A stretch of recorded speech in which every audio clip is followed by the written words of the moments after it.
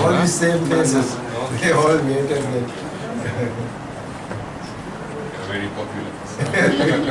No, they are doing their job, you know, they have to. They are from Tamil Yeah, they are Tamil newspapers newspapers as well as newspapers from Colombo. Okay. So, I think now she is from the lake house. Oh, I see. Yeah.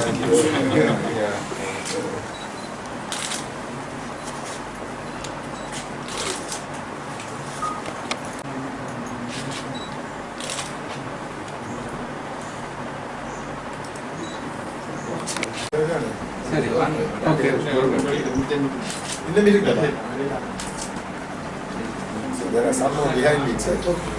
Fight.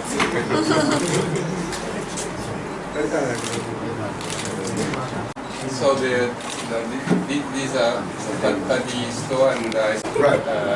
Yeah, some of the meals have been done with the help of Old-Aid and also. I was told it's very helpful for the villagers.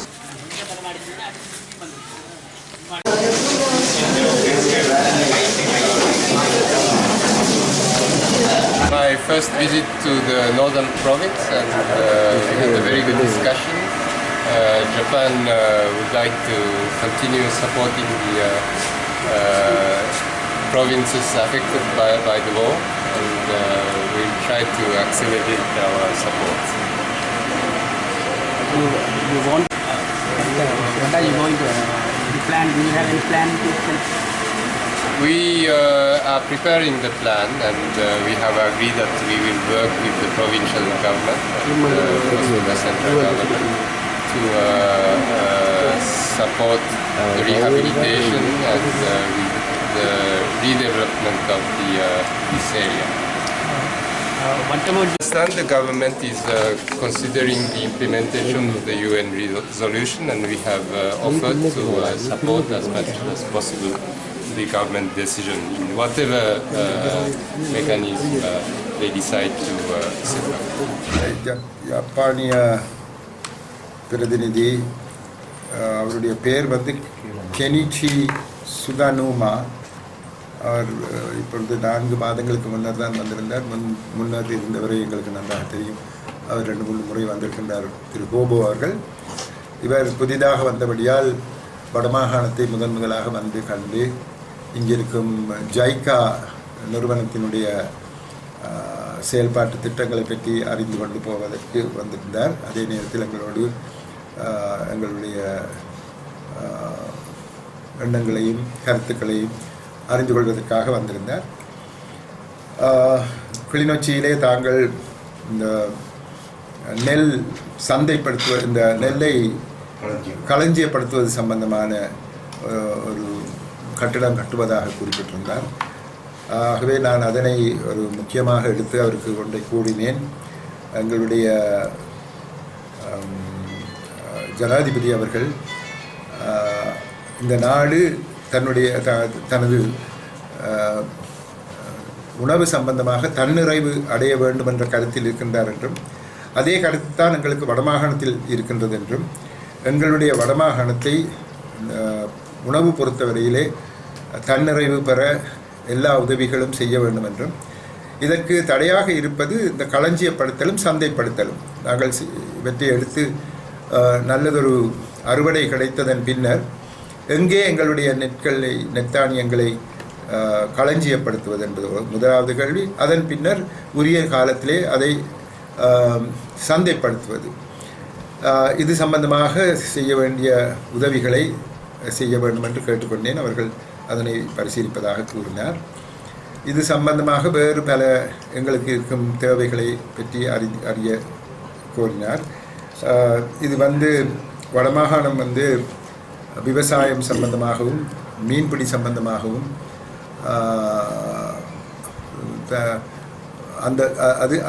அதனை ஒட்டித்தான் எங்களுடைய கலாச்சாரமும் எங்களுடைய பொருளாதார விருத்தியும் இருப்பதாக காட்டி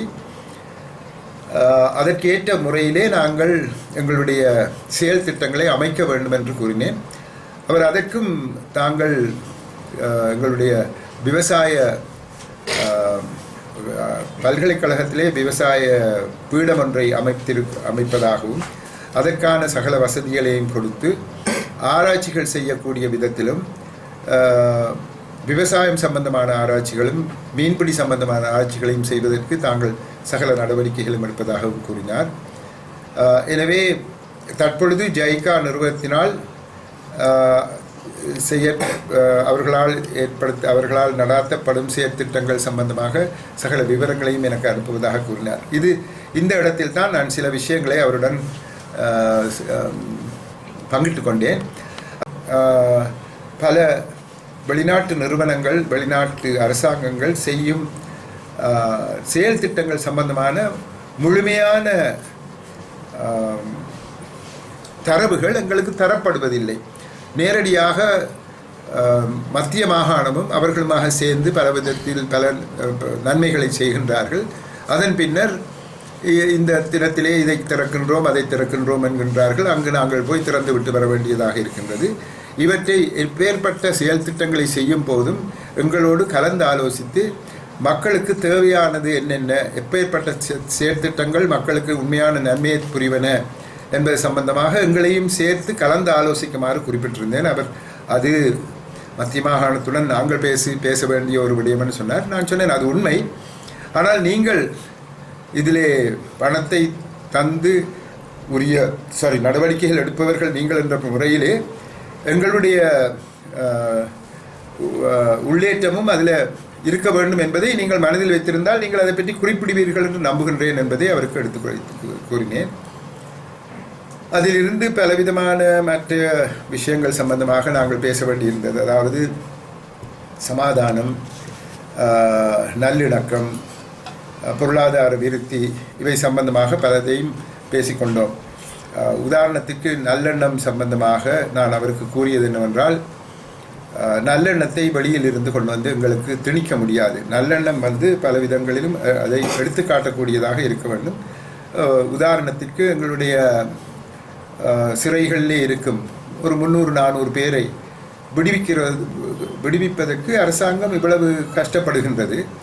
10,000 பேருக்கிட்ட முன்னரே விடுவித்து எந்த விதமான இந்த வன்முறைகளும் நடைபெறவில்லை. ஒன்று, ஜேவிபி இருந்த காலத்திலே அத்தனை பேருக்கும் பொது மன்னிப்பு கொடுக்கப்பட்டது. இதிலே தடங்கள் இருப்பதும் தாமதமாக இருப்பதும் எங்களுக்கு பெரிய வியப்பாக இருக்கின்றது என்று நான் அவருக்கு குறிப்பிட்டேன். இப்பேற்பட்ட சின்ன சின்ன விஷயங்களிலே அவர்கள் விட்டு கொடுத்தால்தான் நல்லிணக்கத்துக்கு அது ஒரு பயன்படுமே ஒழிய இவற்றையெல்லாம் வைத்துக்கொண்டு நல்லிணக்கம் என்று பேசுவதிலே எந்த விதமான அர்த்தமும் இல்லை என்பதை எடுத்து சுட்டி காட்டினேன் அவருக்கு. அதே நேரத்திலே அவர் மிகவும் அழகாக உங்களுடைய சொந்த விஷயங்களை நீங்கள் இருவரும் தான் பேசிக்கொள்ள வேண்டும் என்பதை எனக்கு நாசூக்காக எடுத்து கூறினார். அதை நான் ஏற்றுக்கொண்டேன். அதே நேரத்தில் அவருக்கு கூறினேன், இதிலே முக்கியமான பங்கு வகிக்கும் வெளிநாட்டுக்காரர்களாகிய நீங்கள் இவற்றை தெரிந்து வைத்திருக்க வேண்டும். எந்த ஒரு விஷயத்தையும் செய்யும் போது ஒரு நாட்டினுடைய ஒரு பகுதிக்கு செய்யும் போது அந்த பகுதிக்குரிய மக்கள் பிரதிநிதிகளோடு சேர்ந்து செய்வதால் உண்மையான நன்மையை நாங்கள் பெறலாம், மக்களுடைய ஒத்துழைப்பையும் பெறலாம். மக்களுக்கு என்ன நன்மை பயக்கும் என்பது சம்பந்தமாக அவர்கள் தங்களுடைய கருத்துக்களை கூறினால் உங்களுக்கு நன்மை பயக்கும் என்பதை அவருக்கு எடுத்து கூறினேன். இந்த உள்ளக விசாரணை சம்பந்தமாக பல விஷயங்களை குறிப்பிட்டு கொண்டேன். அதாவது இந்த உள்ளக விசாரணையால் பாதிக்கப்பட்ட மக்களுக்கு நன்மை பயக்கும் என்ற கருத்தை அவர் தெரிவித்தார். அப்பொழுது நான் கூறினேன், அவ்வாறு நான் நினைக்கவில்லை என்று. காரணம், இதை எவ்வாறு இந்த சட்டங்களை நாங்கள் எங்களுடைய நாட்டுக்கு ஏற்புடைத்தான விதத்திலே கொண்டு வரப்போகின்றோம் என்பது ஒரு பிரச்சனை. இந்த வழக்கு நடத்தினர் வெளிநாட்டில் இருந்து கொண்டு வராமல் உள்நாட்டில் இருந்து வழக்கு நடத்தினரை கொண்டு வந்தால் நாங்கள் சில விடயங்களை நினைவில் வைத்திருக்க வேண்டும். பழைய சென்ற காலத்திலே எத்தனையோ கலவரங்கள் ஏற்பட்ட போது பிழை செய்தவர்கள் தண்டிக்கப்படவில்லை. அவ்வாறு அவர்கள் தண்டிக்கப்படுவதாக முன்னர் தெரிய வந்தாலும் ஒரு கோர்ட்டினால் அவர்கள் குற்றவாளிகள் என்று காணப்பட்டாலும் அவர்கள் மேன்முறையீடு செய்தவுடன் அவர்கள் விடுவிக்கப்படுகின்றார்கள். ஆகவே இப்பேற்பட்ட நிலைகளிலே யாரை நாங்கள் வழக்கு தொடுநராக வைத்திருக்கப் போகின்றோம் என்பது மிக முக்கியமான ஒரு கருத்தாக இருக்கின்றது. இது வெளிநாட்டில் இருந்து கொண்டு வந்தால் தான் நல்லது என்பதை குறிப்பிட்டேன். மற்றது நீதிபதிகள் சம்பந்தமாக அவர் கேட்டார், ஏன் உங்களுடைய நாட்டிலே தமிழ் நீதிபதிகள் இல்லையா என்று. நான் சொன்னேன், எங்களுடைய பிரதம நீதியரசர் என்னுடைய மாணவர், அவர் இப்பொழுது தமிழ் நீதிபதியாக உச்ச நீதிமன்றத்தில் இருக்கின்றார். ஆனால் அவரை விட வேறு தமிழ் நீதிபதிகள் அங்கே இல்லை. மேன்முறையீட்டு நீதிமன்றத்திலும் ஏதோ ஒருவர் இருக்கின்றார் என்று நினைக்கின்றேன். இவ்வாறு தமிழ் நீதிபதிகள் மிகவும் குறைவு. தமிழ் நீதிபதிகள் இருக்கின்றார்கள் என்பதால் அவர்கள் எல்லோரும் சரியான ஒரு தீர்மானத்துக்கு வருவார்கள் என்று நாங்கள் கூற முடியாது. ஏனென்றால் சில நேரத்திலே அவர்களையும் பயம் பீடிக்கின்றது. நாங்கள் இவ்வாறு கூறினோமானால் என்ன விதமான பின் விளைவுகள் ஏற்படும் என்ற ஒரு கருத்து கூட சிறுபான்மை நீதிபதிகளிடம் இருக்கிறதை நான் கண்டுள்ளேன் என்பதை குறிப்பிட்டேன். ஆகவே நான் சொன்னேன், ஒரு பக்கச்சார்பில்லாத நீதிபதிகளை வெளியில் இருந்து கொண்டு வந்தால்தான் நாங்கள் பாதிக்கப்பட்ட மக்களுக்கு நீதியை பெற்றுக் கொடுக்கலாம் என்று. அவ்வாறு நீதியை பெற்றுக் கொடுக்காத விடத்து மக்களினுடைய ஆத்திரமும் அவர்களுடைய எண்ணத்திலே அவர்கள் இருக்கும் மனவர்த்தமும் எந்த காலத்திலும் ஒரு சுமூகமான ஒரு சூழலை ஏற்படுத்தாது என்பதை எடுத்து கூறினேன். சட்டமா அதிபர் தான் தற்போது எங்களுடைய கைதிகள் சம்பந்தமான சகல நடவடிக்கைகளையும் எடுத்துக்கொண்டு வருகின்றார். இதிலே அரசியல் உள்ளீடு இருக்கும்போது சட்டமா அதிபரை நாங்கள் குறிப்பிடுவதில் எந்த பயனும் இல்லை. சட்டமா அதிபர் சட்டத்தின்படி தான் செய்ய வேண்டியதாக இருக்கின்றது. சட்டத்தின்படி செய்யும் போது இந்த சட்டத்திற்கு அமைவாக என்ன செய்ய வேண்டும், இந்த வழக்குக்கு அடுத்தது என்ன செய்ய வேண்டும், அதுக்கு பிறகு என்ன செய்ய வேண்டும் என்பதை பற்றி சட்டமா அதிபர் கூறுவாரே ஒழிய இவர்களுடைய பின்னணியில் எப்பேற்பட்ட ஒரு பின்னணியிலே அவர்கள் வந்தவர்கள்.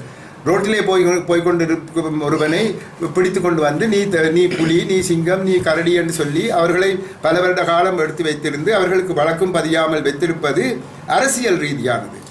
ஒருவரை எடுத்து கூட்டில் அடைக்கும் போது அவர்களுக்கு எதிராக ஒரு வழக்கு இருப்பதென்பதற்கு முதற்கண்ணாக அதில் அவர்களுக்கு எதிரான ஒரு சாட்சியம் இருக்க வேண்டும். எந்த விதமான சாட்சியம் இல்லாமல் ஆட்களை கொண்டு வந்து ஒரு சந்தேகத்தின் பேரில் எடுத்து வைத்திருந்து பல வருட காலம் வச்சு கொண்டிருந்து விட்டு அவர்களுக்கு வழக்கம் பதியாமல் இருந்து பிறகு இது சட்டத்தை இந்த அட்டர்னி ஜெனரல் தான் அதை பற்றி கவனிக்க வேண்டும் என்றால் அட்டர்னி ஜெனரல் அங்கே இருப்பது எல்லாத்தையும் சேர்த்து பார்த்து இதில் ஏதாவது ஒரு வழக்க பதிய முடியுமா முடியாதா என்று அவர்கள் இவ்வளவு காலம் எடுக்கிறதுக்கு காரணம் என்னவென்றால் அதற்குரிய சாட்சியம் அங்கு இல்லை. அதனால் தான் அவர்கள் சாட்சியத்தை பெற வேண்டி இருக்கிறார். பெறன்னு சொல்லியிருக்க நான் இன்வெர்டட் கமாஸுக்குள்ளே போகிறேன், அதனுடைய அர்த்தத்தை நீங்கள் புரிஞ்சு கொள்ள வேணும். அதுக்கு சாட்சியத்தை பெற வேண்டியிருக்கு. அந்த பெற்றுத்தான் இவர்களுக்கு எதிராக வழக்கு பதியக்கூடியதாக இருக்கின்றது. ஆகவே இது அரசியல் ரீதியாக எடுக்க வேண்டிய ஒரு தீர்மானம். சட்ட அமைச்சர் என்னுடைய நண்பர் திரு விஜயதாச ராஜபக்ச அவர்கள் அது அட்டர்னி ஜெனரலுக்கு உரிய ஒரு விடயம் என்று கூறுவதை நான் முற்றிலும் மறக்கின்றேன். இது அரசியல் ரீதியாக ஜனாதிபதி அவர்களும் எங்களுடைய பிரதம மந்திரியும் சேர்ந்து தங்களுடைய அமைச்சர்களோடு சேர்ந்து ஒரு சுமூகமான முடிவுக்கு வர வேண்டும். அந்த சுமூகமான முடிவு இந்த அத்தனை அரசியல் கைதிகளையும் தமிழ் அரசியல் கைதிகளையும் எந்த விதமான ஒரு கண்டிஷன்ஸ் எதுவும் இல்லாமல் அவர்களை பொது மன்னிப்பில் விட வேண்டும். ஏனென்றால் முன்னர் 10,000க்கு கிட்ட எத்தனையோ பேரை விடுவித்திருக்கின்றார்கள். ஜேபிபி காலத்திலே அத்தனை பேருக்கும் பொது மன்னிப்பு கொடுத்திருக்கின்றார்கள். இந்த 10,000 பேரை முன்னர் விடுவித்ததால் எந்த விதமான வன்முறைகளும் ஏற்படவில்லை. இந்த 400 பேரை விடுவிப்பதால் அவர்களுக்கு என்ன ஏற்பட போகின்றது? இது வேறு அரசியல் காரணங்களுக்காக அவர்கள் வைத்துக் கொண்டு இருக்கப்படுகின்றார்களே ஒழிய வேறு காரணங்கள் எனக்கு தெரியவில்லை. எனவே அரசியல் ரீதியாக கைது செய்யப்பட்ட அத்தனை கைதிகளும் அத்தனை சிறைவாசிகளும் அரசியல் ரீதியான முறையிலே தான் அவர்களுக்கு ஒரு தீர்மானத்தை நாங்கள் தர வேண்டும். அந்த தீர்மானம் இந்த மாதம் 7ஆம் தேதிக்கு முன்னர் நல்ல விதத்திலே நடைபெற வேண்டும். அவர்களுக்கு பொது மன்னிப்பு கிடைக்க வேண்டும் என்பதுதான் என்னுடைய கருத்து. அவர்கள் கேட்டால் என்ன, கேட்காவிட்டால் என்ன, நான் என்னுடைய கடமைகளை செய்து கொண்டு தான் போகின்றேன். ஆனால் சில வேளை 7ஆம் தேதிக்கு முன்னர் சில நடவடிக்கைகளை எடுப்பது அவர்களுக்கு கஷ்டமாக இருக்கக்கூடும். ஆகவே சில ஒரு கால ஒரு வார காலம் அவர்களுக்கு கொடுத்து அதன் பின்னர் தங்களுடைய தீர்மானங்களை அவர்கள் எடுப்பதுதான் நல்லது என்று நினைக்கின்றேன். ஆனால் பல விதங்களிலும் இந்த 7ஆம் தேதி என்ற அந்த ஒரு கருத்து அரசியல் ரீதியாக எங்களுடைய அமைச்சர்கள் மனதிலே பற்றிருப்பதை நான் உணர்கின்றேன். எந்த விதமான நன்மை கிடைக்கும் என்பதை பற்றி எனக்கு தெரியாது. நான் எந்த விதமான நடவடிக்கைகளை எடுக்க வேண்டி வரும் என்பதை பற்றியும் நான் இப்பொழுது என்னால் கூற முடியாது இருக்கின்றது. ஆனால் உரிய காலத்திலே உரிய நடவடிக்கைகளை எடுப்போம்.